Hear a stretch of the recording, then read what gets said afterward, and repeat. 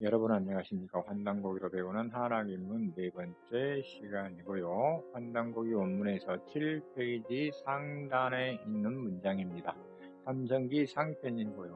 오늘은 용암을 캐는 환인들이라고 하는 주제를 가지고 왔습니다. 곁들여서요, 선조들께서 남기신 우리의 한자를 찾아가는 과정도 함께 하도록 하겠습니다. 이 영상이 다 녹화를 하면 녹화 시간이 넘는 관계로 세 파트로 나누어서 여러분들에게 전달해 드리도록 하겠습니다. 이번에 이야기할 문장이 좀 길죠. 여기서 여기까지 상당히 긴 문장입니다. 우리가 지난 문장이 도가의 향기가 가득 담긴 도문이었다면 이번 문장은 분명히 유가의 향기가 가득 담긴 유문인 것 같은데요. 도문이나 유문이나 문장을 해석하다 보면 수수께끼가 하나 딱 남습니다. 일단 이 문장을 해석해 보면요, 이때에 환인 또한 무리들이 머무는 것으로 살피어 천개의 보라색을 모으게 한 후 가르치길 익혀 먹어라 라고 이르니 이에 환국이 바로 섰습니다. 천재 환인씨가 또 칭하기를 안파견이라 했다. 이런 뜻이 된다. 이 말입니다. 그런데 여기서 문제가 하나 생기죠. 천재 환인씨가 또 칭하길. 또라는 이야기는 뭐예요? 앞전에 또 칭했다. 앞전에 칭했고 또다시 칭했다. 안파견이라고. 그래서 앞전에 칭한 칭호를 찾아야 되죠. 이 칭자를 찾아야 되는데 이 칭자 아무리 찾아봐도 보이질 않습니다. 이 칭자와 유사한 글자가 하나 있는데요. 바로 이 위자입니다. 위자가 두 개가 들어있죠. 근데 이 앞전에 있는 것은 밥이라 일컬었다라고 했으니까 사람한테 밥이라고 했겠습니까? 야, 저 신은 내 밥이야. 이렇게 이야기를 했습니다. 그래서 두 번째 환시라고 이야기를 했는데요. 이것도 마찬가지죠. 이것도 마찬가지입니다. 또 세 번째는 고대 문장이라면 이 천재를 가리킬 수도 있는데요. 이 천재는 환시하고 함께 묶여 있어서 뗄 수가 없는 것이죠. 그래서 이것은 자꾸만 수수께끼 문장으로 빠집니다. 그래서 문장 전체를, 환단고기 문장 전체를 다시 한번 살펴볼 필요가 있어서요. 한번 살펴보도록 하겠습니다. 문장을 처음부터 다시 살펴봐도 천재 환희씨가 안파견이라고 칭한 것 외에 다른 칭호가 전혀 보이질 않습니다. 이런 경우에 둘 중에 하나일 가능성이 높다 이렇게 이야기할 수 있는데요. 근현대에 누가 저작했다 이럴 가능성에 대해서 이야기를 하죠. 그런데 환단고기가 1910년도에 만들어졌다 그러면 딱 근현대에 저작을 했다 이렇게 이야기를 할 수 있는 겁니다. 그래서 삼성기가 그 전에 내려오던 것을 1910년도에 누군가 저작을 했다. 저자가. 그러면 이 환단고기 자체가 유서가 되는 것이죠. 그래서 우리 역사학자들이 유서라고 이야기를 합니다. 딱 이것 때문에 유서 논쟁이 벌어지기 딱 좋은 문장이기도 하죠. 두 번째는요, 삼성기 상편이 우리가 생각하는 것보다 훨씬 더 오래전에 만들어진 것으로 그것이 만들어져서 지금까지 전해 내려올 가능성에 대해서도 우리는 생각을 해봐야 됩니다. 다시 말해서 삼국시대 이전에 삼성기가 만들어졌고요. 그 만들어진 것이 전해 내려오다가 안함로 공께서 금문으로 된 것을 또는 녹두문으로 된 것을 한자나 중국의 한자나 우리의 한문으로 바꿨을 가능성도 우리는 생각을 해봐야 됩니다. 한자로 생긴 것이 아니고 소전이나 이런 것들로 생긴 것이 아니고 금문이나 녹두문으로 생긴 것들을 우리 한문으로 바꿨을 가능성도 있다. 이렇게 한번 생각을 해보고요. 이랬을 경우에 이 문장 자체가 여기서부터 여기까지가 비로소 이해가 됩니다. 해석이 되는 것이고 다르게 해석이 되는 것이죠. 그래서 우리는 여기에 대해서도 신중하게 생각을 한번은 해봐야 된다. 이런 이야기를 해드리고 싶습니다. 그래서요, 저도 국립중앙도서관에서 지금 오는 원문 이미지 파일을 가지고 왔습니다. 처음 시작하자마자 제가 큰 실수를 하나 했죠. 글자를 잘못 읽은 적도 있고 막 그러는데요. 전산일기한 파일을 갖고다 보니까 좀 그런 점이 있었습니다. 그래서 저도 반성을 해서 국립중앙도서관에서 제공하는 원문 이미지 파일을 딱 들고 왔는데요. 들고 오자마자 좀 문제가 생깁니다. 이 원문 이미지, 이 글자가 무슨 글자인지 당최 모르겠죠? 여러분도 아마 그런 생각이 들 겁니다. 한 단고기를 한글 파일로, 한글 문서로 이기한, 전자 이기한 문서를 보면 이것은 전부 다 무리 문자로 해석해서 쓰고 있더라고요. 근데 제가 아무리 찾아봐도 이 문자처럼 안 보이죠? 여러분들도 이 문자처럼 보입니까? 이 문자처럼 안 보이죠? 그래서 제가 한번 확대를 해 보도록 하겠습니다. 이렇게 확대를 해 봤는데요. 확대를 하니까 글이 떡이 됩니다. 떡이 돼서 이게 지금 무슨 글자인지를 잘 모르겠어요. 이게 사실은 환단고기를 가지고 있는 국립중앙도서관이나 원문을 확대해서 제공해 주면 이게 뭐 편하죠. 뭐 이런 논쟁거리도 없고. 근데 저같이 힘없는 백성이, 영향력도 없는 백성이 이것 좀 확대를 해 주시오. 이거 선명하게 디지털 사진을 다시 찍어서 확대를 해 주십시오. 라고 요구를 하면 무시당하기 딱 좋죠. 뭐 저런 미친놈, 누구를 죽이려고, 누구를 힘들게 하려고 뭐 이렇게 이야기를 하죠. 그래서요, 이것은 뭐 당연한 것입니다. 공무원들이 영향력도 없고 몇 사람 보지도 않는 그 사람을 위해서 자기들의 국민의 세금을 낭비할 필요성은 없다. 이렇게 생각을 하는 것이죠. 그래서 저도 어쩔 수 없는 겁니다. 그건 뭐 당연한 것이기 때문에 영향력이 생길 때까지는 이렇게 막고 품는 노동을 하는 수밖에 없다. 이것이 최선의 방법이다. 이런 생각을 가지고 다른 파일을 하나 싹 들고 왔습니다. 이것도 역시 중앙도서관에서, 박물관이란다, 죄송합니다. 국립중앙도서관에서 제공하는 파일인데요. 한 단국이 원문 이미지 파일입니다. 그래서 조금 더 선명해 보이죠? 발달된 현대 문명과 기술은 이보다 수천 배 더 선명한 이미지를 만들 수 있음에도 참 우리가 이런 수고를 해야 된다는 구석기 시대에 지금도 20년 전에 쓰던 이런 절렬한 기법을 써야 된다는 자체가 슬프네요. 자, 그래서요, 확대를 해 봤더니, 이게 좀 무리 문자처럼 보이지는 않죠. 전혀 닮지 않았습니다. 그렇다면 환단곡이 7페이지 상단 문장에 있는 이 글자는 무슨 글자예요? 이 글자가 여러분 아십니까? 전부 다 이 글자를 썼는데 이 글자처럼 보이지를 않습니다. 이 글자와 이 글자는 전혀 안 닮았죠? 근처에도 안 갑니다. 그래서 한 번 더 찾아보다가 또 특이한 글자를 하나 찾았어요. 삼성기 상편 7페이지 하단에도 상단에 이름 모를 글자와 아주 유사한 글자가 하나 있는데요. 언뜻 보면 쌍둥이처럼 보입니다. 쌍둥이라는 게 뭐예요? 똑같지만 어딘가 모르게 차이가 있다, 이 말입니다.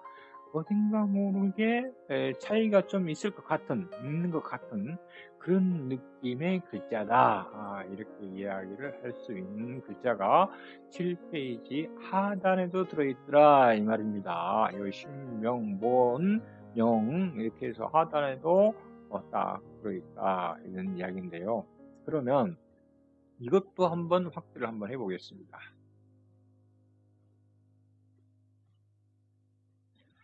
자, 이렇게 확대를 해 보니까요. 7페이지 상단과 하단의 글자가 같은 글자 같은데 어딘가 다른 느낌이 좀 들어요. 어디가 달라요? 이 부분이 좀 다른 것 같은 느낌이 딱 듭니다. 우리가 쌍둥이에서 다른 점을 나타내는 것처럼, 찾는 것처럼 말입니다. 뭔가 다를까요? 무엇이 다를까요, 여기서? 그래서 두 글자를 확대한 후에 한꺼번에 비교를 한번 해 보겠습니다. 이번에는 뭐가 다른지. 이렇게 확대를 해 놓고 비교를 해 보니까요. 글자가 좀 다르죠. 여기는 마구리가 얘가 딱 졌습니다. 근데 여기는 마구리가 얘가 있고요. 글자가 이렇게 돼 있죠, 지금 여기가. 여기가 전혀 다릅니다. 이렇게 돼 있어요. 이게 지금 무슨 글자죠? 이게 무슨 글자인지 잘 모르겠어요. 이게 지금 이렇게 돼 있는 겁니까?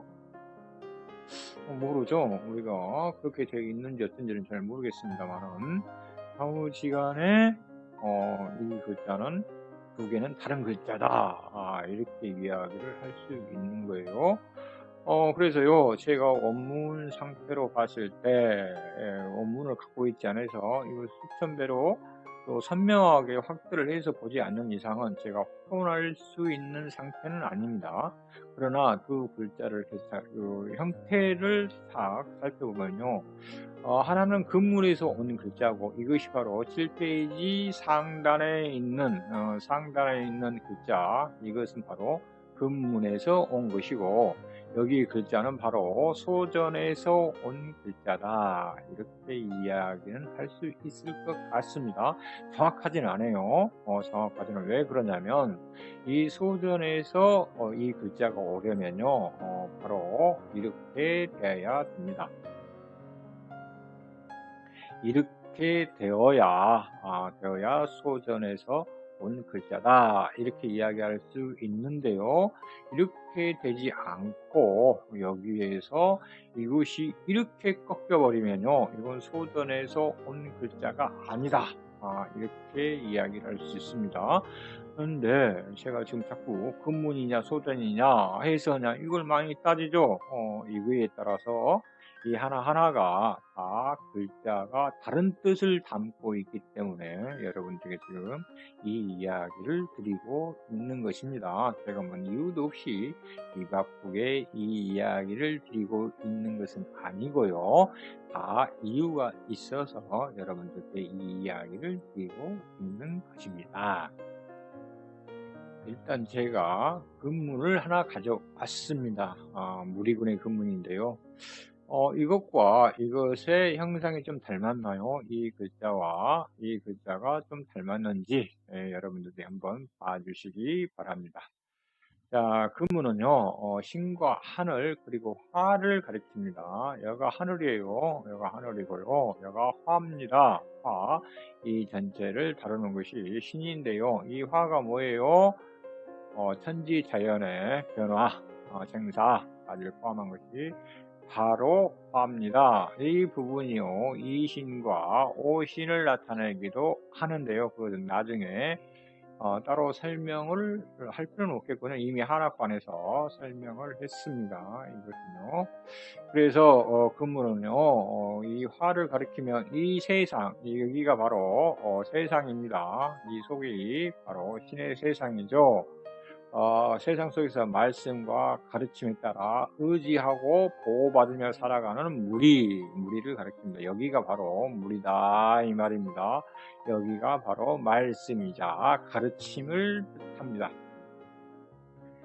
여기에서 하늘이라는 것은 절대적인 존재를 뜻하지는 않습니다. 절대적인 존재를 뜻하지 않으며 다만 신적인 개념을 가리키는데요. 여기서 절대적인 뜻은 어떤 것을 포함하고 있냐면요. 바로 이런 부분을 가리킵니다. 이런 부분을 가리킬 때요. 이런 부분을 가리키죠. 이 속이 바로 절대적인 부분이다 이 말입니다. 이 속이 바로 절대적인 부분을 가리키고 있고요. 여기에서는 절대적인 부분을 가리키지는 않습니다. 자, 이 부분이요. 이 부분이 여기에 해당되는 부분입니다. 여기에 해당되는 부분이고요. 이것이 신의 영역을 나타내고 있습니다. 이게 어디에 나오냐? 어들득자에서 나오죠. 어들득자에서 나옵니다. 자, 구시항득 할 때, 구항득을 할 때 여기 득자에서 나오는 글자이기도 하죠. 그래서 여기선 절대적인 존재를 가리키는 것은 아니며 신적인 개념을 가리키지만 인간의 자율성이 있느냐 없느냐의 차이도 되게 중요한 의미를 가리킵니다. 자, 근문의 무리구는 신의 영역 또는 신의 울타리 안에서 보호받는 무리를 나타낸다 그러는데요. 여기에서 생사의 화까지, 생사의 화까지, 화는 위화를 말합니다. 생사의 화까지 모두 포함되어 있어서 인간의 자주성, 자율성들이 매우 제한적이다 이 말입니다. 한마디로 말해서 로봇처럼 명령하는 대로 또는 시키는 대로 피조물이어서 신이 시키는 대로 움직이고 따라야 된다. 하늘의 말씀 받아야 된다 이 말이에요. 그래서 무리군의 근문의 무리군은 상당한 차이가 있다 이 말이에요. 이것이 바로 갑골과 함께 온 근문의 무리군입니다. 이 무리군은요 이야기하면 한해 무리군이라고 이야기를 할 수 있습니다. 단군이 시대의 무리군은 아니다 이 말입니다. 자, 이번에는요, 그래서 여기에서 온 우리의 한자가 바로 이런 글자들이 두 개가 나옵니다. 이런 글자들이 두 개가 나오는데요. 이것이 바로 근문에서 유래한 우리 문자인데 해서 규격으로 규격화된 우리의 한자다. 이렇게 말씀드릴 수 있습니다. 이 두 개의 글자는요, 뜻에는 큰 차이가 없습니다. 따라서 어떤 것을 쓰든지 근문에서 온 무리 근자다 이렇게 이야기를 할 수 있습니다. 자, 이번에는요 삼성기 상편 7페이지 하단에 있는 글자 무리 근자하고 비슷하겠죠. 이 글자가 소전에서 온 글자다 그러면요 분명히 이 글자입니다. 소전에서 온 글자. 이 소전에서 온 글자는요, 무리군은 임금을 받들고 다니는 무리를 가리키는 글자입니다. 받들고 다닌다, 이 말이에요. 임금이 뭐냐? 여기서는 임금이 신격화된 존재다. 이렇게 이야기를 할 수 있습니다. 그래서 춘추 전국 시대의 군왕들은 이미 신격화된 것이고요. 춘추 전국 시대를 거치면서 당나라 시대에는 신격화가 무너진 뒤다 이렇게 이야기를 할 수 있습니다.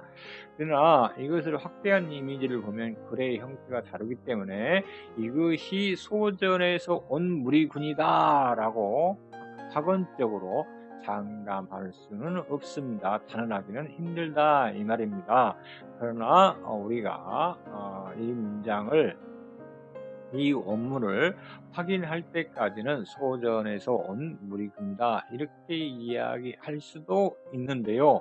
이 문장을 보면 야 이것은 소전에서 온 글자가 아니요라고 이야기하고 있는 것도 같은데요.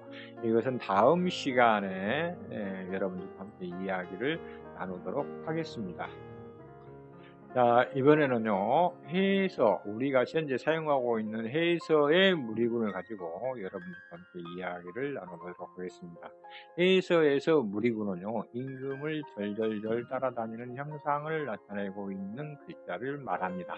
해서에서 임금은 절대적이거나 신격화되지 않고 어른장처럼 가르치고 이끌고 지도하는 역할을 뜻합니다. 그래서 해서의 무리군은요 임금의 형태가 신격화되지 않고 바로 일반 사람과 똑같이 지도자, 어른 뭐 이런 정도로 격화가 됐다 이런 뜻을 나타내주고 있습니다. 이 때문에 해서의 무리군을 두고 임금을 앞세워 놓고 뒤에서 온갖 못된 짓을 하는 무리를 가리키기도 하는데요. 우리가 이런 경우가 있죠. 태종이 쿠데타를 일으켰죠. 쿠데타를 일으켜서 태종 뒤에서 온갖 유교가 온갖 무엇을 합니까? 못된 짓들을 다 해먹고 살았죠. 그 다음에 우리가 단종을 폐위시키고 세조가 생기죠. 그 뒤에도 바로 온갖 무리 박모씨들이 이렇게 살았죠. 그런 다음에 광해군, 또 연산군, 뭐 이런 것들이 계속 나타났죠. 그러면서 온갖 무리들이 다 헤쳐먹었다. 이런 이야기입니다. 이걸 놓고 그렇게 해석하는 측도 있다. 이 말입니다. 이 무리군을 놔두고. 그래서 이 무리군을 딱 쓸 때 어떤 각도로 어떤 생각으로 쓰느냐 뭐 이런 것도 조선시대에서는 구별을 지었는데요. 그것은 나중에 여러분들 한 번 더 기회가 되면 따로 설명을 드리도록 하겠습니다. 자, 그리고요, 이제 금문에서 온 무리군이 부자라고 이야기를 했죠. 그런데 금문에서 온 것이 아니고요, 기축에서 온 글자가 세 개가 있습니다. 이 무리군에서는요, 세 개가 있는데 이 무리군뿐만이 아니고 기축에서 온 글자가 여러 글자들이 있습니다. 그 이유가 뭐냐라고 하면요, 기축옥사 뒤에 이런 금문에서 온 글자들을 또는 갑골에서 온 글자들을 사용하면은요, 한의 글자를 사용하면 모두 죽었습니다. 그리고 그 가족들은요, 여식들은 전부 다 관노나 또는 노비가 돼서 양반 집으로 끌려갔죠. 그것을 기축옥사라고 그러는데요. 기축옥사를 한마디로 정의하면 조선의 완전한 왕권국가를 꿈꾸는 선조와 유가가 꾸민 결탁한 옥사였다 이 말입니다. 그리고 그것을 바탕으로 한반도 고대사를 지키려는 고가를 없애는 혈풍이었다 이런 이야기예요.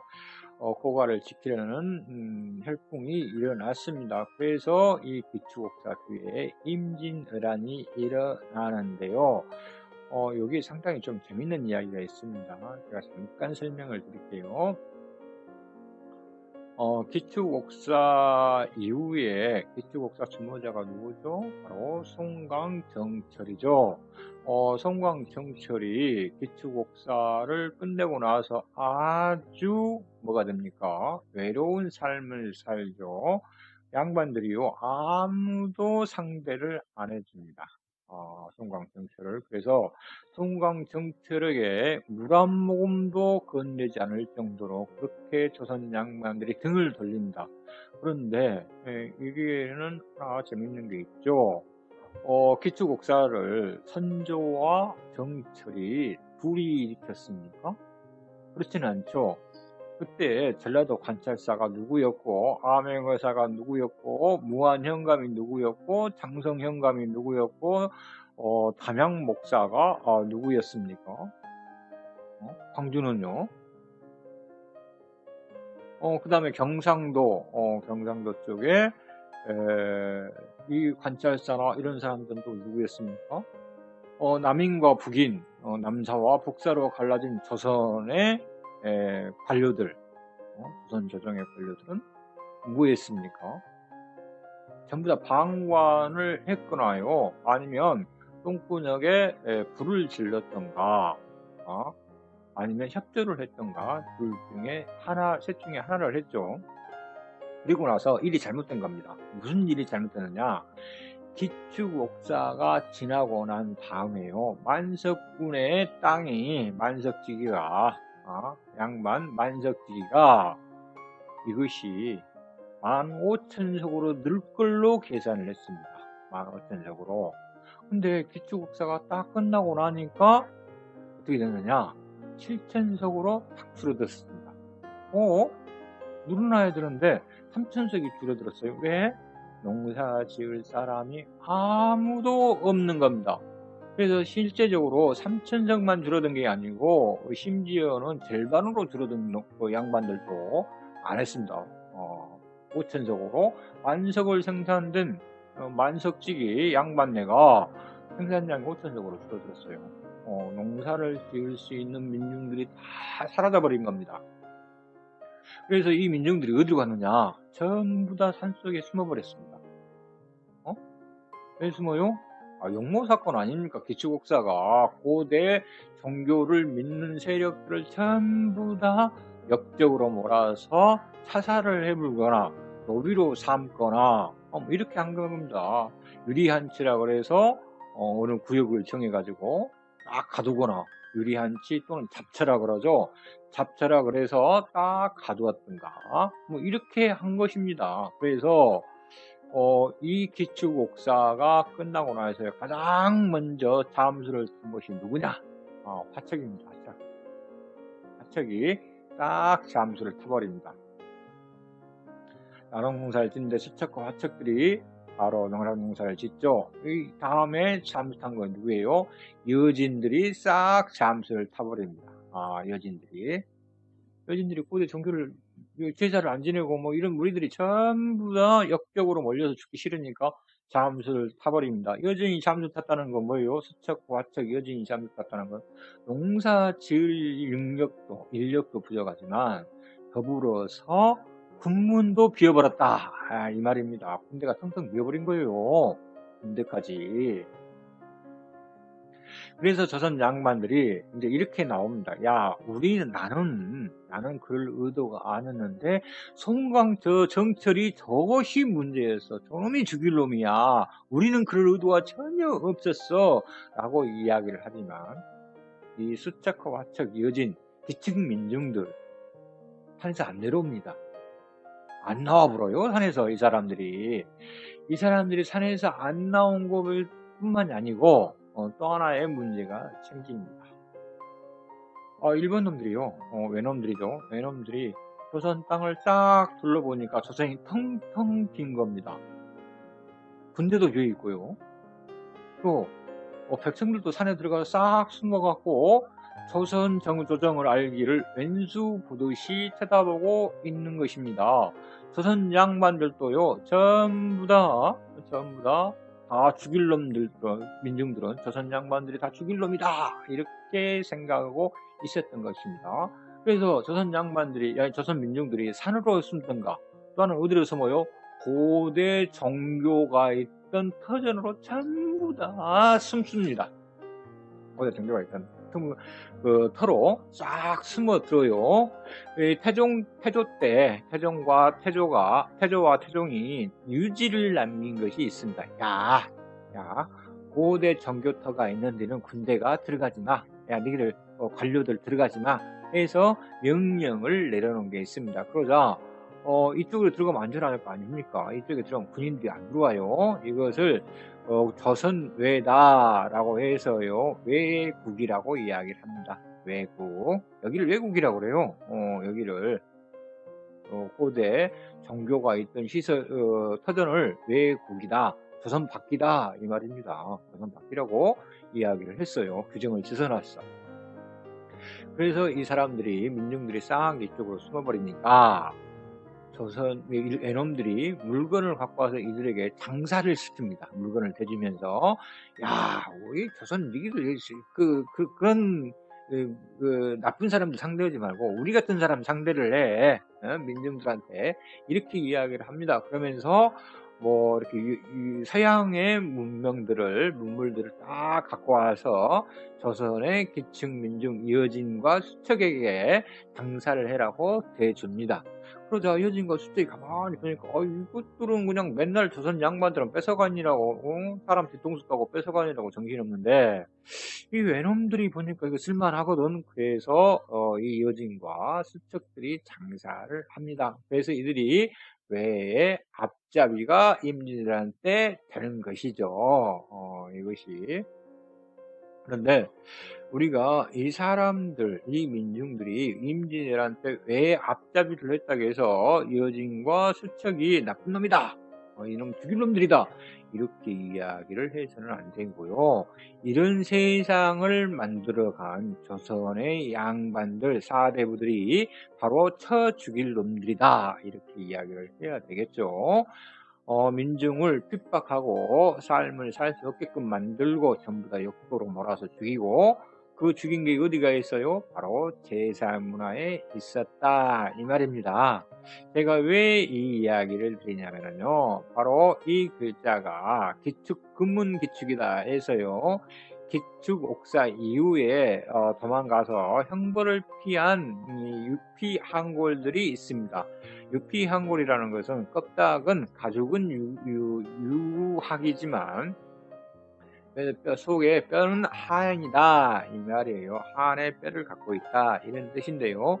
유피한골들이 이렇게 소전의 글자와 비슷한 글자를 사용을 합니다. 그래서 야 나는 이 뜻을 근문에서 온 뜻으로 이것을 사용했지만 유학자들이 봤을 때는 야 이거 뭐 소전에서 온 글자하고 좀 비슷한데 야 소전에서 왔는데 이게 수전증이 있어 갖고 여기다 붓을 여기다 대야 되는데 이제 잘못 대버렸구만 나이 먹으니까 이렇게 해서 넘어갈 수 있도록 삶의 몸부림, 목숨을 구걸하기 위한 몸부림으로 쳐진 글자다. 이것을 기축근문이라 그러고요. 이것을 소전기축이라 근문기축이라고 소전기축이라 그러고요. 이것을 해설기축이다. 이렇게 이야기를 했습니다. 그런데 저도 실제적으로 이 글자를 써놓은 것을 한 번도 못 봤고요. 아버님이 선친께서 생전에 이렇게 글자를 써서 기축옥사 이후에 살아남았다 이런 이야기를 한 것만 전해 들었습니다. 이상으로요 우리가 무리군자를 찾아가는 과정을 살펴봤는데요. 이 외에도 무리군자나 여러가지 글자가 있습니다. 또 기축 이후에 만들어진 근문과 소전기축, 근문기축, 해설기축이 여러 자가 있는데요. 그것은 그때 또 필요하면 설명을 드리고 필요 없으면 설명하지 않도록 하겠습니다. 자, 환단고기로 배우는 한화길문 영화물 캔 환인들 첫 번째 이야기는 이것으로 마치고요. 두 번째 편에서 계속 보도록 하겠습니다. 감사합니다.